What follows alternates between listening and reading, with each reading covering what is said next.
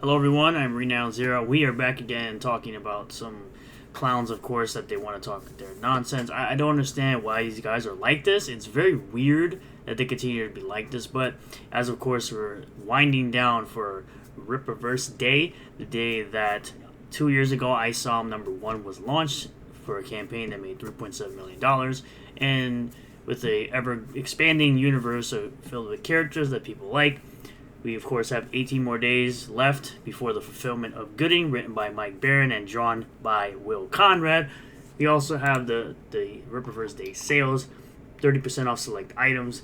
It's currently not updated here on my end, but it is actually at $43,163 worth of sales, which is awesome. People are getting in on their first time with certain books, which is pretty cool.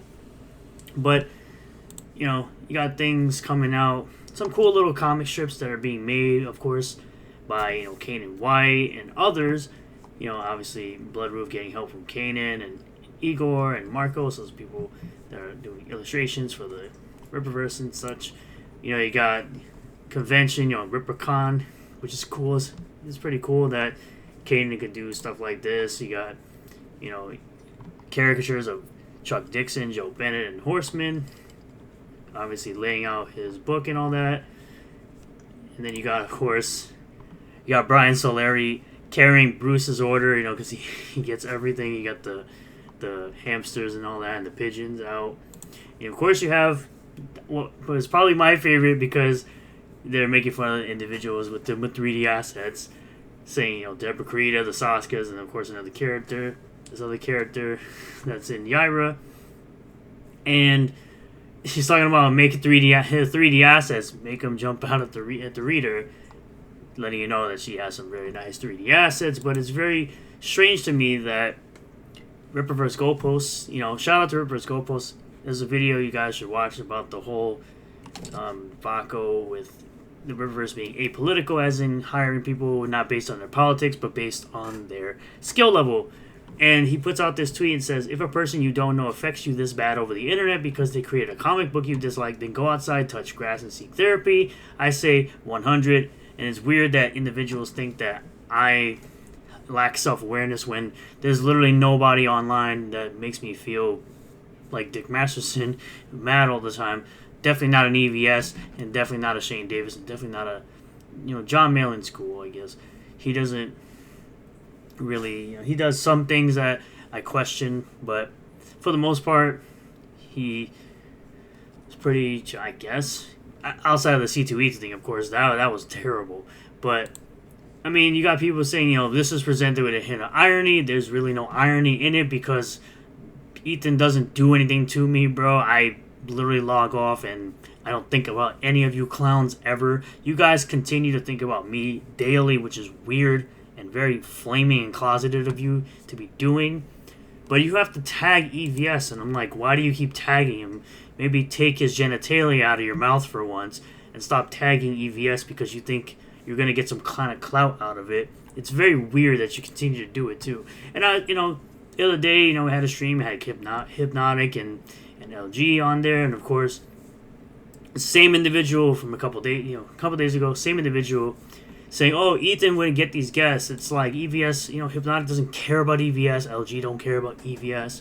And so, by the way, he invited EVS to his live stream. He never showed up. Also, Hypnotic is more relevant to EVS anyway, which is just a factual statement. I'm sorry to tell you that, but the facts don't care about your feelings. But you also have individuals, once again, like Tiso Spencer, who are legitimately retarded because they continue to say the dumbest things on the internet. And, of course, you have other people claiming that, I look a certain way or whatever. They can continue to do that. Who cares? They're a bunch of nobodies. And of course, like I said, I don't think about y'all when I log off Twitter. It's like, I don't care about y'all like that at all. But he says, for someone who's supposed to not be a brokey, the same individual has a part-time job. His wife probably F's her boyfriend and not you. And again, you have a part-time job. That means I work more than you. That means I have more money than you. And you're the one calling people brokies while you're sitting up here selling product to buy comics that you like, not directly from the person to support them, but from getting it on eBay, while you continue to buy product from someone you dislike or even outright hate, and have called the hardest R word R version of the N-word. That's what you've called Eric. You've called Eric the hardest R version of the N-word. So you should just sit down, shut up, go sit in a corner somewhere, saying, I have an official Xbox headset, the cheapest one that's wired instead of an actual streaming microphone or a better headset. I don't need a extremely expensive headset. I don't need an extremely expensive headset to stream, by the way. I don't use this headset as a microphone anymore, even though it was pretty good. People actually liked the audio coming out of this headset. I don't use this headset as a microphone. I have an actual streaming microphone, which is funny considering that people that are super successful now, like Jeremy from Geeks and Gamers, shout out, started with a regular webcam that cost him literally nothing, almost little to nothing, like $40-$50, and now he's super successful, runs his own website, and makes hundreds of thousands of dollars. But of course, it's to these people, it's like they think you need the most expensive stuff, which clearly I don't, when the equipment I use isn't really that expensive, and I managed to make money on YouTube clowning you weirdos. But I say that's an interesting take, considering it's not a wired headset, because your retarded ass can't understand that the cord that you're seeing is a charging cable. You know, because I have a wireless headset that needs to be charged. You dummy. But I digress. Only dummies will buy the most expensive headset that easily break when I can buy a less expensive one, and I guarantee I would destroy you in any FPS game. Which I'm still waiting for Niobe to play me in Halo, because he knows for a fact I'm going to destroy him in Halo. Doesn't matter which Halo it is. It could be Halo Combat Evolved, and I'll still destroy him. Pistol for the win. But yeah, I even say it. It's like the cord connected to my headset's a charging cable. He's a moron. The guy who has a part-time job and has to sell a product to buy another product is trying to call me a brokey. It's like, bro, do you not see how much I spend on indie comics? You dummy. I definitely buy more indie comics than you. I definitely buy more video games than you. And I definitely own more things than you do. But I don't need to flex or brag about any of that. I don't know why these clowns expect me to always do that. It's a very weird thing. But let's continue. We have Box Top Comics saying, nah, dude, retards only care about on time. No, we care about quality and story. That's why we continue to buy the books and we continue to like the books. It's very interesting that you think anybody really cares what you actually think. But you're allowed to have your opinion of whatever the heck you're talking about. But the person you're responding to isn't even talking about Eric July or anything. You just happen to bring it up because the guy lives rent-free in your guy's head, even though he's not talking about any of you clowns. He says, I'd rather see a project delayed and be polished as F than a deadline be met and the product is trash. We got you. Well, once again, it's your opinion that something is trash. I don't understand these guys. Don't understand how these guys don't understand that art is subjective. You can continue to say that you can go ahead and continue to say that Rippaverse books are trash till you're blue in the face. That doesn't make you correct. I can say Cyberfrog is trash till I'm blue in the face. It doesn't make me correct. That's still just an opinion at the end of the day. But it's very weird that this is what you spend your time on, trying to, bring up the Rippaverse or Eric July in a tweet that has nothing to do with him at all. Which is what I say. This is what you call someone living rent-free in your head. The person has nothing to do with drama, yet somehow clowns like this bring it. And then he ended up leaking DMs that he had with EVS over to Kiwi Farms. But congratulations, you're retarded. But what you could be doing is actually promoting other indie books rather than being a crybaby on Twitter like all you clowns do. I promote more indie books than all you idiots do. I actually talk to indie creators constantly. But, we of course have Phenomenova from Vaughn Coleman with 5 different covers. $20 plus shipping.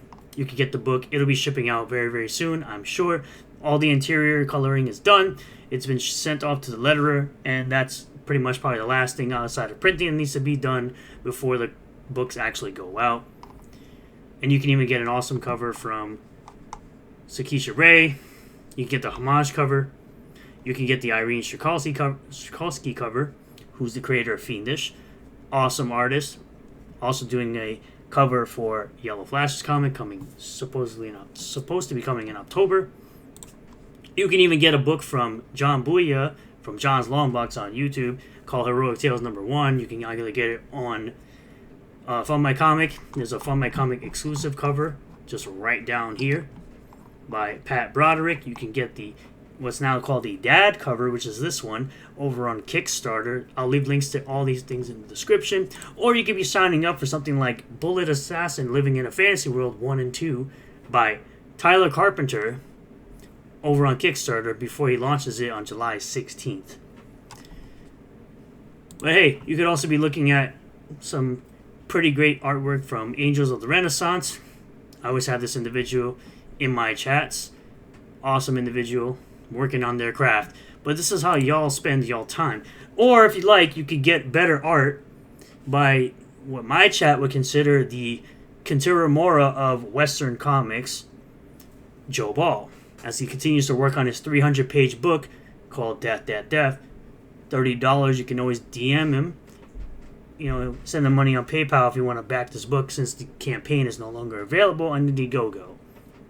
I, of course, got all 3 editions, the manga, the color, and the line art versions of this book, because it looks absolutely fantastic. But if y'all want to continue to spend time being lame, being mad at everything, being mad at everyone, constantly crying about people who are successful, you could continue to do that. That's on you. But I just wanted to go over that stuff and talk about a couple of things and promote some indie books that I've actually backed. Thank y'all for checking out this video. I really do appreciate all the new subscribers, returning subscribers, new viewers, and returning viewers. If you do like this video, hit that like button. Comment below what you feel about all of this. Subscribe for more content. Hit the bell for notifications. Set the bell to all. That way you'll get a notification anytime I post a new video or live stream. And I'll see you all in the next one. Peace.